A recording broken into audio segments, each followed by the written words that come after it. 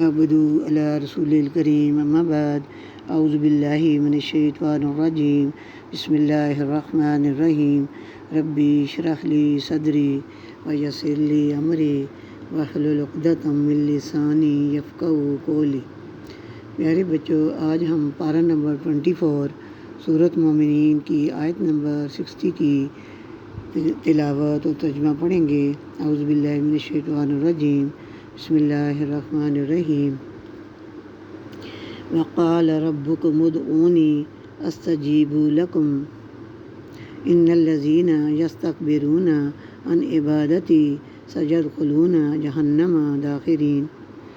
تمہارے رب کا فرمان سرزد ہو چکا ہے کہ مجھ سے دعا کرتے رہو، میں تمہاری دعاؤں کو قبول فرماتا رہوں گا۔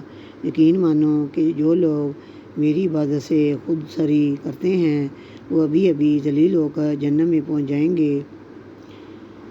دعاؤں کو شرف قبولیت کون بخشتا ہے؟ پیارے بچوں، اللہ تعالیٰ ہمیں اس آیت میں کثرت سے دعا کرنے کا حکم دے رہے ہیں۔ اللہ تبارک تعالیٰ کے اس احسان کی تصدق ہو جائیں کہ وہ ہمیں دعا کی ہدایت کرتا ہے اور قبولیت کا وعدہ فرماتا ہے۔ سفیان ثوری رحمۃ اللہ اپنی دعاؤں میں فرمایا کرتے تھے، اے اللہ، وہ اللہ جسے وہ بندہ بہت ہی پیارا لگتا ہے جو باکثرت اس سے دعائیں کیا کرے، اور وہ بندہ اسے سخت برا معلوم ہوتا ہے جو اس سے دعا نہ کرے۔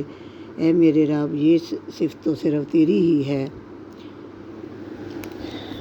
یعنی اللہ تعالیٰ کی شان یہ ہے کہ جب تو ان سے نہ مانگے تو وہ ناخوش ہوتا ہے، اور انسان کی یہ حالت ہے کہ اس سے مانگو تو وہ روٹھ جاتا ہے۔ ذکا بن عبا رحمۃ اللہ فرماتے ہیں، اس امت کو 3 چیزیں ایسی دی گئی ہیں کہ اس سے پہلے کسی امت کو نہیں دی گئیں۔ دیکھو، ہر نبی کو اللہ کا فرمان یہ ہوا کہ تو اپنی امت پر گواہ ہے، لیکن تمام لوگوں پر گواہ اللہ تعالیٰ نے تمہیں کیا ہے۔ اگلے نبیوں سے کہا جاتا تھا کہ تجھ پر دین میں حرج نہیں، لیکن اس امت سے فرمایا گیا کہ تمہارے دین میں تم پر کوئی حرج نہیں۔ ہر نبی سے کہا جاتا تھا کہ مجھے پکار، میں تیری پکار قبول کروں گا، لیکن اس امت کو فرمایا گیا کہ تم مجھے پکارو، میں تمہاری پکار قبول فرماؤں گا۔ ابن ابی حاتم میں ہے کہ اللہ تعالیٰ نے حضرت صلی اللہ علیہ وسلم سے فرمایا کہ 4 خصلتیں ہیں، جن میں سے ایک میرے لیے ہے، ایک تیرے لیے، اور ایک تیرے اور میرے درمیان، اور ایک تیرے درمیان اور میرے دوسرے بندوں کے درمیان۔ جو خاص میرے لیے ہے وہ تو یہ صرف میری ہی عبادت کر اور میرے ساتھ کسی کو شریک نہ کر، اور جو تیرا حق مجھ پر ہے وہ یہ کہ تیرے ہر عمل خیر کا بھرپور بدلہ میں تجھے دوں گا، اور جو تیرے میرے درمیان ہے وہ یہ کہ تو دعا کر اور میں قبول کیا کروں گا، اور چوتھی خصلت جو تیرے اور میرے دوسرے بندوں کے درمیان میں ہے وہ یہ کہ تو ان کے لیے وہ چاہ جو اپنے لیے پسند رکھتا ہے۔ دعا عین عبادت ہے۔ آپ نے یہ آیت تلاوت فرمائی۔ مسند میں ہے، جو شخص اللہ سے دعا نہیں کرتا اللہ تعالیٰ اس پر غضبناک ہوتا ہے۔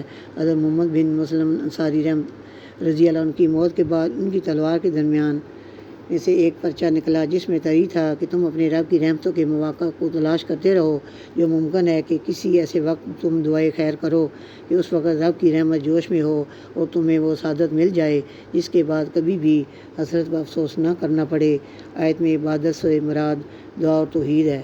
ابن ابی حاتم میں ہے کہ ایک بزرگ فرماتے ہیں، میں ملک روم میں کافروں کے ہاتھوں میں گرفتار ہو گیا تھا۔ ایک دن میں نے سنا کہ عاطف غیب کے ایک پہاڑ کی چوٹی سے بآواز بلند کہہ رہا ہے، اے اللہ، اس پر تعجب ہے جو تجھے پہچانتے ہوئے تیرے سوا دوسرے کی ذات سے امیدیں وابستہ رکھتا ہے۔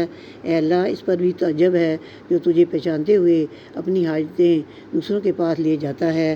پھر ذرا ٹھہر کر ایک پر آواز اور لگائی اور کہا، پورا تعجب اس پر ہے جو تجھے پہچانتے ہوئے دوسرے کی رضامندی حاصل کرنے کے لیے وہ کام کرتا ہے جن سے تو ناراض ہو جائے۔ یہ سن کر میں نے بلند آواز سے پوچھا کہ تو کوئی جن ہے یا انسان؟ جواب آیا کہ انسان ہوں۔ تو ان کاموں سے اپنا دھیان ہٹا لے جو تجھے فائدہ نہ دیں، اور ان کاموں میں مشغول ہو جا جو تیرے فائدے کے ہیں۔ صدق اللہ العظیم۔ سبحان ربک رب العزت عما یصفون وسلام علی المرسلین والحمد للہ رب العالمین۔